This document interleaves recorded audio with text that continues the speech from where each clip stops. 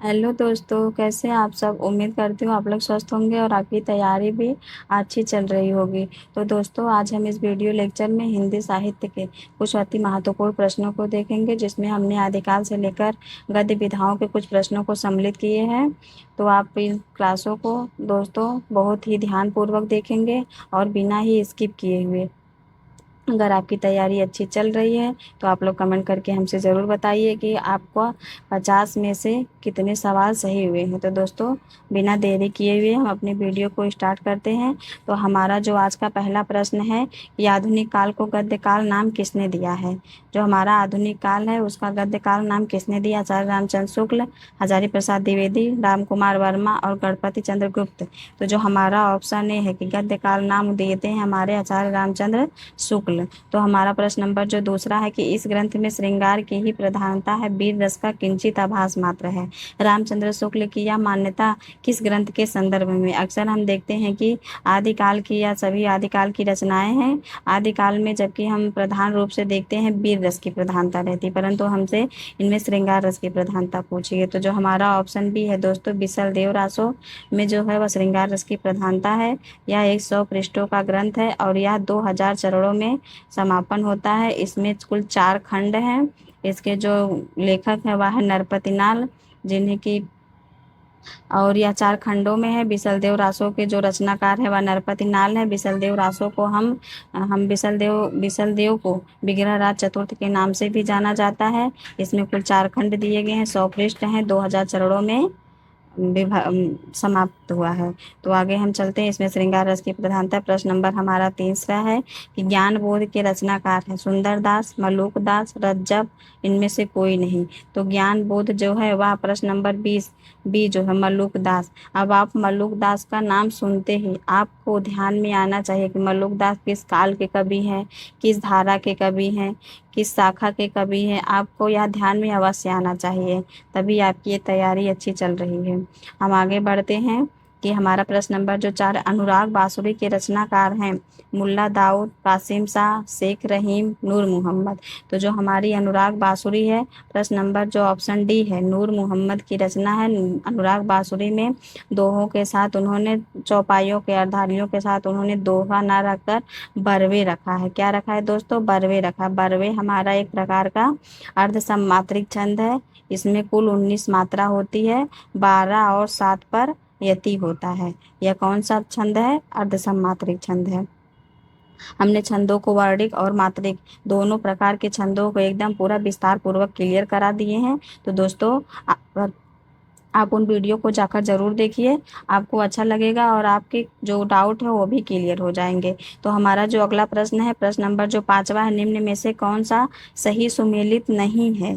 रस विलास देव का, कवि प्रिया केशवदास, गंगा लहरी रत्नाकर, ललित ललाम मतीराम का है। तो इसमें से जो हमारा सुमेलित है ये नहीं बल्कि सुमेलित नहीं है। आप पेपर में नहीं और है को विशेष रूप से ध्यान देकर क्वेश्चन को पढ़ेंगे, जिससे कि आपसे प्रश्न में कम गलतियां हो। कभी कभी हम प्रश्नों में नहीं दिया रहता है उसको हम है पढ़ लेते हैं, और नहीं नहीं भी दिया रहता है तब भी हम उसको नहीं पढ़ लेते हैं। तो इस प्रकार से इनको आप विशेष ध्यान देंगे। तो जो हमारा प्रश्न नंबर ऑप्शन सी है, गंगा लहरी जो है वह रत्नाकर का नहीं है। अब हमारा आता है प्रश्न नंबर 6 है, निम्नलिखित में से कौन सी रचना कवि देव की नहीं है। इसमें भी हमसे नहीं पूछा है। भाव विलास, अष्टयाम, अलंकार गंगा और सुजान विनोद। तो जो हमारा ऑप्शन सी है दोस्तों, प्रश्न नंबर 6 का अलंकार गंगा के जो रचना है वह देव की नहीं है, बल्कि जो श्रीपद की रचना है। ये जो अलंकार गंगा है ये किसकी रचना है? ये श्रीपद की रचना है। प्रश्न नंबर हमारा 7 है कि निम्न में से कौन कवि सतसई की रचना नहीं करते हैं। मतीराम, सेनापति, बिहारी, बृंद। तो जो हमारा ऑप्शन बी है, सेनापति जो है वह सतसइयों की रचना नहीं करते। इनकी 2 रचनाएं हैं, एक है काव्य कल्पद्रुम और एक है कवित्त रत्नाकर। हम आगे बढ़ते हैं। हमारा जो प्रश्न नंबर 8वां है कि भारतेंदु युग का कौन सा कवि पुष्टि मार्ग में दीक्षित था। और ये सभी जो है वह भारतेंदु युग के लेखक है। पहले तो आप ये ध्यान में रखेंगे, फिर उसके बाद इसमें पुष्टि मार्ग में कौन सा इसमें दीक्षित था। बालकृष्ण भट्ट, हरिश्चंद्र, प्रेमगन, प्रताप नारायण मिश्र। तो जो हमारा ऑप्शन भी है, भारतेंदु हरिश्चंद्र ही पुष्टि मार्ग में दीक्षित थे। पुष्टि मार्ग का जो संबंध था वह वल्लभ संप्रदाय से था। प्रश्न नंबर हमारा 9 है, कौन सी रचना श्रीधर पाठक की नहीं है? जगत सच्चाई सार, कश्मीर सुषमा, भारत गीत, गंगा अवतरण। तो प्रश्न नंबर हमारा 9 का जो आप लोग देख रहे हैं कि प्रश्न ऑप्शन नंबर जो हमारा डी है, गंगा अवतरण या श्रीधर पाठक की नहीं है, बल्कि यह जगन्नाथ दास रत्नाकर की रचना है। अब ऑप्शन प्रश्न नंबर हमारा जो 10 है, हिंदी में स्वच्छंदता शब्द का सर्वप्रथम प्रयोग किसने किया है? जयशंकर प्रसाद, मुकुटधर पांडे, रामकृष्ण दास, नंद दुलारे वाजपेयी। तो जो हमारा आप लोग बताइए दोस्तों इसका क्या हो सकता है? तो प्रश्न नंबर हमारा जो 10 का ऑप्शन बी है, मुकुटधर पांडे हैं जो वह स्वतंत्रता शब्द का सर्वप्रथम प्रयोग करते हैं। प्रश्न नंबर हमारा 11 है कि दिनकर के किस काव्य ग्रंथ में युद्ध और शांति की समस्या का चित्रण किया गया? उर्वशी, रश्मिरथी, कुरुक्षेत्र, सामधेनु। ये सभी दिनकर के ही ग्रंथ हैं और इनमें युद्ध और शांति की समस्या का चित्रण किस रचना में किया गया है? तो जो हमारा ऑप्शन सी है, कुरुक्षेत्र में किया गया है। प्रश्न नंबर 12 है, महाराणा का महत्व किसकी रचना है? जयशंकर प्रसाद, बालकृष्ण शर्मा नवीन, केदारनाथ मिश्र, माखनलाल चतुर्वेदी। तो महाराणा का महत्व जो है काव्य ग्रंथ वो है जयशंकर प्रसाद का है। प्रश्न नंबर हमारा 13 है, बालकृष्ण शर्मा नवीन सर्वप्रथम प्रकाशित काव्य संग्रह है क्वासी, रश्मि रेखा, उर्मिला और कुमकुम। तो बालकृष्ण शर्मा नवीन का सबसे पहला जो काव्य संग्रह है दोस्तों वह हमारा ऑप्शन डी है कुमकुम, जिसका कि प्रकाशन वर्ष है 1939 ईस्वी। और प्रश्न नंबर हमारा 14 की आज नदी बिल्कुल उदास थी, सोई थी अपने पानी में, या किस कवि की काव्य पंक्तियां हैं? त्रिलोचन, रांगे राघव, केदारनाथ अग्रवाल, नागार्जुन। तो आज नदी बिल्कुल उदास थी, यह हमारा प्रश्न नंबर 14 का ऑप्शन सी है, केदारनाथ अग्रवाल इसके जो काव्य हैं ये पंक्तियां कही है केदारनाथ अग्रवाल के द्वारा कहे गए। केदारनाथ सिंह और केदारनाथ अग्रवाल को, इन दोनों कवियों की रचनाओं को आप विशेष रूप से क्लियर करके जाएंगे दोस्तों। इनसे संबंधित प्रश्न जब हमें देखने को मिलता है तो हम केदारनाथ मिश्र और केदारनाथ अग्रवाल और केदारनाथ सिंह में कंफ्यूज होने लगते हैं, तो आप लोग कंफ्यूजन को दूर बनाकर रखिए दूर से। और प्रश्न नंबर जो हमारा 15 है कि मार्क्सवाद चिंतन से प्रभावित हिंदी की प्रमुख साहित्य परंपरा है? नई कविता, छायावाद, प्रयोगवाद, प्रगतिवाद। तो मार्क्सवाद चिंतन से जो प्रभावित है वह जो हमारी धारा है परंपरा है वह है प्रगतिवाद, जिसका कि समय 1936 चलता है। और जो छायावाद के बाद आता है, छायावाद का समय 1918 से 1936 तक चलता है, फिर 36 के बाद हमारा प्रगतिवाद प्रारंभ हो जाता है। फिर प्रश्न नंबर हमारा जो 16 है, कौन सी रचना धर्मवीर भारती की नहीं है? ठेले पर हिमालय, आत्मजयी, सात गीतवर्ष, अंधा युग। तो जो धर्मवीर भारती की इनमें से रचना नहीं है दोस्तों वह है आत्मजयी की या कुंवर नारायण की रचना है। प्रश्न नंबर हमारा जो 17 है कि पृथ्वी कल्प किसकी रचना है? भवानी प्रसाद मिश्र, गिरिजा कुमार माथुर, मुक्तिबोध, धर्मवीर भारती। तो प्रश्न नंबर जो हमारा 17 है, 17 का जो ऑप्शन बी है, पृथ्वी कल्प जो है वह गिरिजा कुमार माथुर की रचना है। प्रश्न नंबर हमारा 18, अपनी केवल धार काव्य संकलन के रचयिता हैं? अपनी केवल धार काव्य संकलन के रचयिता हैं केदारनाथ अग्रवाल, केदारनाथ सिंह, सर्वेश्वर दयाल सक्सेना और अरुण कमल।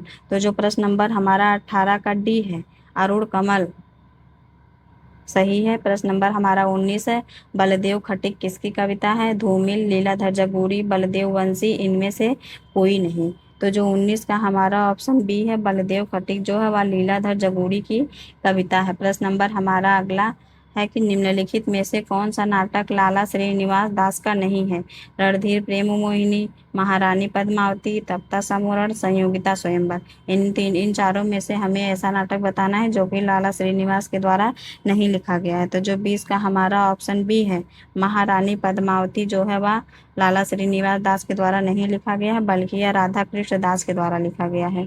किसके द्वारा है दोस्तों? राधा कृष्ण दास के द्वारा है जो हमारा महारानी पद्मावती है।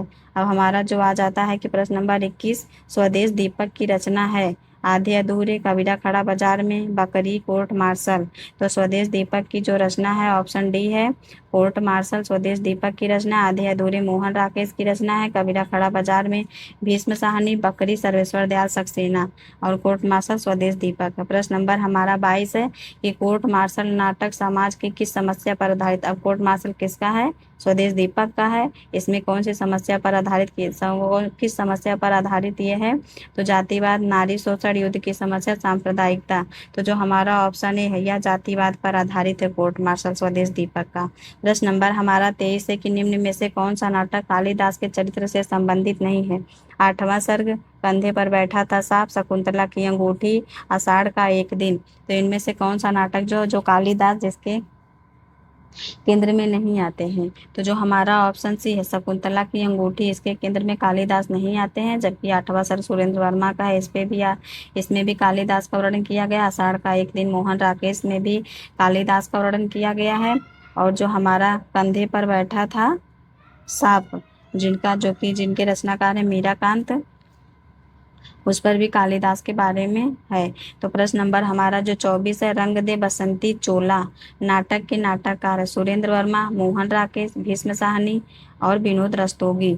तो जो 24 का हमारा ऑप्शन सी है, भीष्म साहनी का यह नाटक है रंग दे बसंती चोला, जो कि जलियांवाला हत्याकांड बाग पर आधारित है। प्रश्न नंबर हमारा 25 है कि आधा गांव किस विधा की रचना है? कहानी, उपन्यास, नाटक, संस्मरण। अब आधा गांव जो है वह इसके रचनाकार का नाम क्या है? राही मासूम रजा है। राही मासूम रजा इसके जो रचनाकार हैं। और जो इसकी विधा है वह है उपन्यास विधा है। कौन सी विधा है दोस्तों? तो उपन्यास विधा है। आगे बढ़ते हैं। बांधो ना नाव इस ठाव के लेखक हैं उपेंद्र नाथ तस्क, निराला, जयशंकर प्रसाद, मुक्ति बोध। तो बांधो ना नाव इस ठाव के लेखक जो है वह हमारे ऑप्शन ए है उपेंद्र नाथ तस्क हैं। अगर ठाव के बाद हमें फिर बंधु दे देता, जैसे कि बांधो ना नाव इस ठाव बंधु, इस तरह दे देता, तो यह जो कविता हो जाती वह हमारी निराला की हो जाती। किसकी हो जाती दोस्तों? निराला की हो जाती। तो आप इन दोनों रचनाओं को एक जगह लिखिए और अपने कंफ्यूजन से बचिए, क्योंकि बांधो ना नाव इस ठाव दोनों रचना का शीर्षक एक ही जैसा है, परंतु लास्ट में हमने एक जगह बंधु है, एक जगह बंधु नहीं है। बस यहीं पर ध्यान, जिसमें बंधु है वह निराला की है, जिसमें बंधु नहीं है वह हमारी उपेंद्र नाथ तस्क का है। अब प्रश्न नंबर हमारा जो 27 है, ये हमारा गलत हो गया है दोस्तों, क्योंकि इसमें हमने ऑप्शन को गलत रख दिया है। गोबर गणेश रचना का इसमें हमसे लेखक पूछा गया, परंतु हमने यहाँ पर सभी रचनाओं को ही लिख दिया, तो ये हमारा गलत है दोस्तों। हम इसके आगे बढ़ जाते हैं। प्रश्न नंबर हमारा जो 28 है कि निम्नलिखित में से एक कहानी प्रेमचंद द्वारा लिखित नहीं है? पत्नी, पूसकीरात, कफन और कजाकी। तो जो हमारा ऑप्शन ए है पत्नी, पत्नी जो है वह हमारा किसका है? तो पत्नी हमारा जैनेन्द्र का है। और ये तीनों जो कहानी है प्रेमचंद के द्वारा लिखी गई है। ताई कहानी के लेखक हैं चतुर्सेन शास्त्री, सुदर्शन, प्रेमचंद, विश्वम्बर नाथ शर्मा। तो जो ताई कहानी के लेखक है ऑप्शन डी है विश्वम्बर नाथ शर्मा कौशिक है। प्रश्न नंबर हमारा जो 30 है कि निम्न में से कौन सुमेलित नहीं है? विपथगा जैनेन्द्र, आहुति लाचन जोशी, कर्मनाशक इहार शिव प्रसाद सिंह, भस्मावृत चिंगारी यशपाल। तो इनमें से हमसे सुमेलित नहीं पूछा गया है, तो जो हमारा ऑप्शन ए है विपथगा जो है वह जैनेन्द्र का नहीं है। प्रश्न नंबर हमारा 31 है कि भारतीय काव्यशास्त्र का नवनिर्माण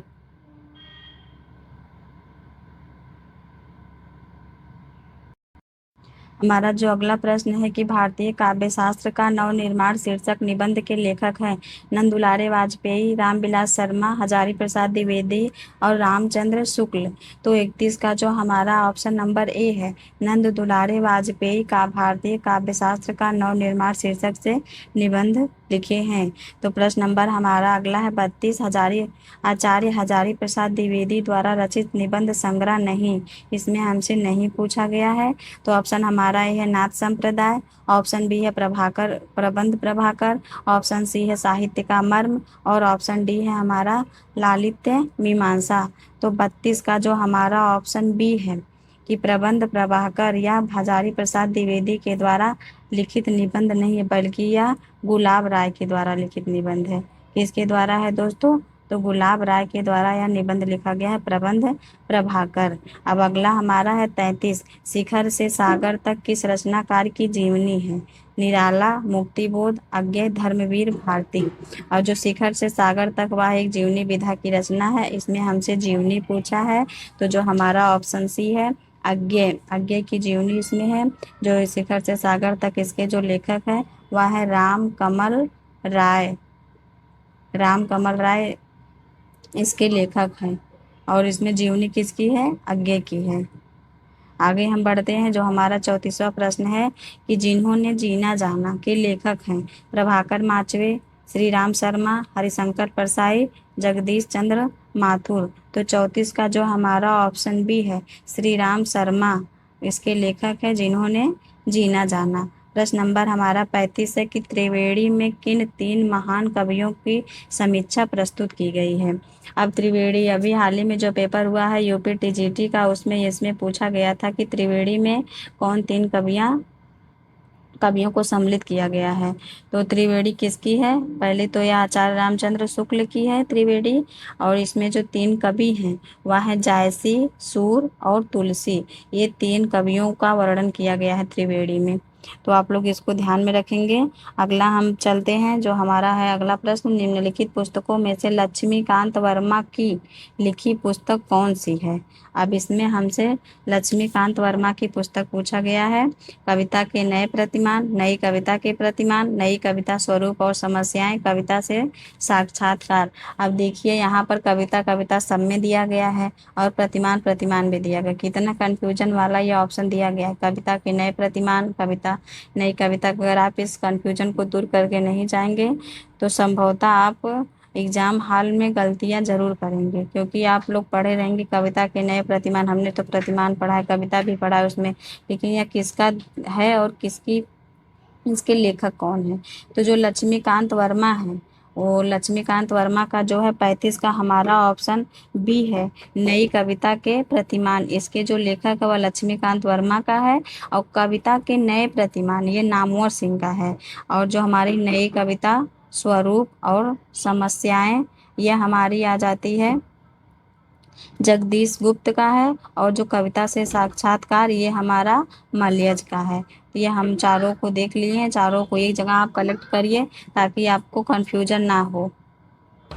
अब अगला प्रश्न हमारा जो है वह 36 प्रश्न है। 36वां हमारा क्या कह रहा है कि जब लेखक स्वयं अपनी जीवनी लिखता है तो उसे क्या कहते हैं। जब लेखक अपने बारे में स्वयं लिखता है तो उसे हम क्या कहते हैं? जीवनी, रेखाचित्र, आत्मकथा, संस्मरण। अगर जब लेखक अपने बारे में स्वयं लिखता है, खुद का परिचय देता है, तो ऑप्शन सी हमारा दोस्तों उसे हम आत्मकथा कहते हैं। जब दूसरों के बारे में लिखता है तो वह जीवनी कहलाती है। अब हमारा अगला प्रश्न है, इनमें से कौन सी कृति आत्मकथा विधा में है। अब हमसे आत्मकथा विधा में पूछा, कलम का सिपाही, क्या भूलूं क्या याद करूं, अतीत के चलचित्र और जहाज का पंछी। तो इसमें जो हमारी आत्मकथा है वह है क्या भूलूं क्या याद करूं, यह हरिवंश राय बच्चन की आत्मकथा है। कलम का सिपाही जो है यह जीवनी है, अमृत राय का है। अतीत के चलचित्र महादेवी वर्मा का है, और जहाज का पंछी इलाचंद जोशी का है। अब हमारा अगला प्रश्न है, प्रभा खेतान की आत्मकथा है। एक कहानी भी पिंजरे की मैना, और अन्य से अनन्या, और हद से। तो प्रभा खेतान की जो आत्मकथा है दोस्तों वह है अन्य से अनन्या। कौन सा है आत्मकथा? अन्य से अनन्या। ये हमारा ऑप्शन सी सही है। और जो हमारा ये कहानियां या मन्नू भंडारी का है, पिंजरे की जो मैना है या चंद्रकिरण सौ नरेक्सा का है, और हाथ से रमणिका गुप्ता की आत्मकथा है। हम आगे बढ़ते हैं। जो हमारा अगला प्रश्न है कि महादेवी वर्मा कृत नीलकंठ की विधा है, मतलब महादेवी की रचना है नीलकंठ, या कौन किस विधा में है? कहानी विधा में है, एकांकी, रेखा चित्र, रिपोर्टाज। तो 39 का जो हमारा ऑप्शन सी है, यह रेखा चित्र विधा की रचना है। प्रश्न नंबर हमारा 40 है कि हिंदी में रिपोर्टाज लेखन प्रारंभ करने वाले विद्वान है। शिवदान सिंह चौहान, रांगे राघव, प्रभाकर माचवे, निर्मल वर्मा। तो जो हमारा 44 का ऑप्शन ए है दोस्तों, हिंदी में सबसे पहले शिवदान सिंह चौहान ने रिपोर्टाज लिखा है। इनकी जो रिपोर्टाज का नाम है वह है लक्ष्मीपुरा, जिन्हें की हिंदी का पहला रिपोर्टाज माना जाता है। प्रश्न नंबर हमारा 41 का है। प्रश्न नंबर हमारा 41 है कि हमारी जापान यात्रा किसके द्वारा रचित यात्रा वृतांत है। राम नारायण मिश्र, शिव प्रसाद गुप्त, देवी प्रसाद खत्री, और कन्हैया लाल मिश्र। तो 41 का जो हमारा ऑप्शन डी है, कन्हैया लाल मिश्र के द्वारा यह रचित यात्रा वृतांत है हमारी जापान यात्रा। हमारी जापान यात्रा किसकी है? कन्हैया लाल मिश्र की है। प्रश्न नंबर हमारा 42 है कि वोल्गा से गंगा किसकी रचना है। श्याम सुंदर दास, सरदार पूर्ण सिंह, राहुल सांकृत्यायन, डॉक्टर नगेंद्र। तो वोल्गा से गंगा जो है वह हमारी ऑप्शन सी है, राहुल सांकृत्यायन है। आप लोग कमेंट से बताइएगा कि यह किस विधा की रचना है वोल्गा से गंगा। प्रश्न नंबर हमारा 43 है आपको वह होमवर्क दिया जा रहा है कि वोल्गा से गंगा जो है वह उसकी विधा क्या है। निम्न में से किसका संबंध आ कहानी से नहीं है। गंगा प्रसाद बिमल, निर्मल वर्मा, रविंद्र कालिया, दूधनाथ सिंह। तो जो हमारा 43 का ऑप्शन बी है, निर्मल वर्मा का संबंध आ कहानी से नहीं है। प्रश्न नंबर हमारा 44 है, वे दिन किस गद्यात्मक विधा की रचना है। संस्मरण, कहानी, यात्रा वृतांत और उपन्यास। जो 44 का हमारा ऑप्शन डी है, उपन्यास विधा की रचना है वो वे दिन।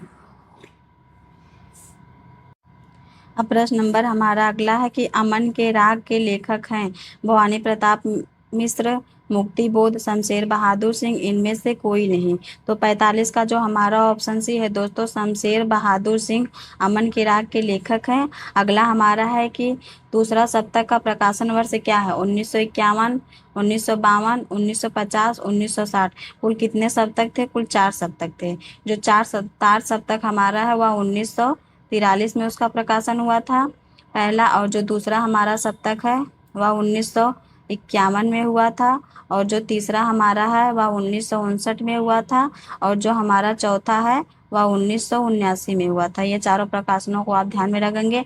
और इसके अंतर्गत जितने कवि हैं, कुल 7 कवियों का एक सप्तक बनाया गया है। इसमें कुल 7 कवि सम्मिलित, किस सप्तक में कौन से कवि सम्मिलित है आप इसको ध्यान में रख के जाइए, और क्रम वाइज। तो इसका जो हमारा आंसर ए होगा, दूसरे सप्तक का जो प्रकाशन है वह 1951 ईस्वी है। प्रश्न नंबर हमारा 47 है कि पूर्वा कविता किसकी है। अज्ञे की, मुक्तिबोध की, निराला की और प्रसाद की। तो जो हमारा 47 का ऑप्शन ए है, पूर्वा हमारी अज्ञे की, और एक है रचना अपूर्वा। अपूर्वा आप लोग बताइए कमेंट करके कि ये किसकी रचना है। मैं आपको संकेत दे देती हूँ कि ये है केदारनाथ। अब आप लोग बताइए ये सिंह है कि अग्रवाल की रचना है। आप लोग कमेंट करके जरूर बताइएगा कि अपूर्वा किसकी रचना है। प्रश्न नंबर हमारा 48 है, जमुन जल तुम वाक्य के काव्य के रचनाकार हैं।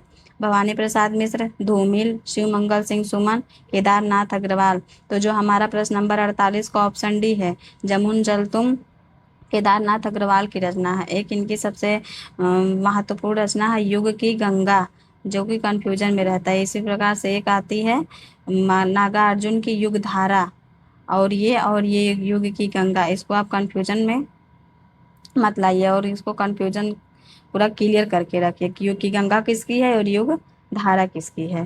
प्रश्न नंबर जो हमारा 49 है कि युग की गंगा के रचनाकार। देखिए अगला प्रश्न वही आ गया, नागा अर्जुन, केदारनाथ अग्रवाल, केदारनाथ सिंह और मुक्ति बोध। तो युग की गंगा जो है वह हमारा केदारनाथ अग्रवाल का है, और जो नागा अर्जुन का है वह है युग धारा। प्रश्न नंबर हमारा 50 और आज की इस वीडियो का आखिरी प्रश्न है दोस्तों कि कामायनी महाकाव्य में रहस्य के बाद कौन सा सर्ग आता है। स्वप्न, निर्वेद, आनंद, दर्शन।